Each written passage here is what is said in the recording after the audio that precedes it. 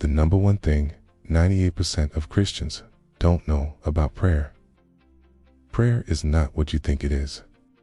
It's not about getting something from God. It's about becoming someone who understands the power of connection over perfection. Billy Graham once said, prayer is simply a two-way conversation between you and God. We complicate it. We think it's all about asking for things, but real prayer is about relationship, not request. And the truth, prayer is about staying connected with God, day in and day out. In a noisy world, prayer brings us back to the heart of who we are and who God is. Here's the big secret most Christians miss. Prayer is not a ritual or a list of requests. It's a relational exchange with your Creator. Think about it. You're not just praying to get answers. You're praying to get close to God. It says in 1 Thessalonians 5 verse 17, pray without ceasing. How powerful is that? It's not about having all the right words. It's about keeping the line open every day, every moment. So why does this matter, especially now when we're bombarded with distractions everywhere? Psalm 46 verse 10 reminds us, be still and know that I am God. In a chaotic and fast-paced world, prayer is the pause button, that space where we hear God's voice more clearly. But here's the kicker. It's not about doing more. It's about being more, as in being present with God. The key to praying effectively. It's a simple framework called ACTS. A for adoration.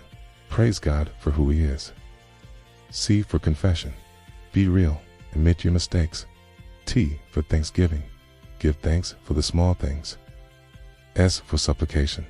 Ask for what you need, for others, and for yourself. It's not about eloquent words. It's about honesty and heart. Well, what about distractions? Yeah, they're everywhere. So, what do? Try praying out loud. Walk while you pray. Or you could set reminders on your phone to pause and pray for a minute. Don't just pray when life's hard. Make prayer a rhythm. Start every morning, even if it's just for 2 minutes. The truth is, prayer isn't a vending machine. It's a journey. James 5:16 says, the prayer of a righteous person is powerful and effective. God doesn't answer on demand. He answers in His timing, but always with purpose. So here's your challenge for this week. Spend 2 minutes every morning praying using the ACTS method, and list one thing you're thankful for each day.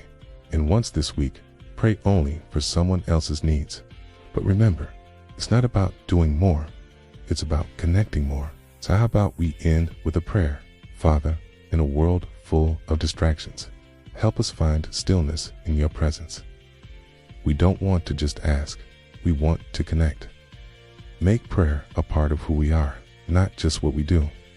In Jesus' name, amen.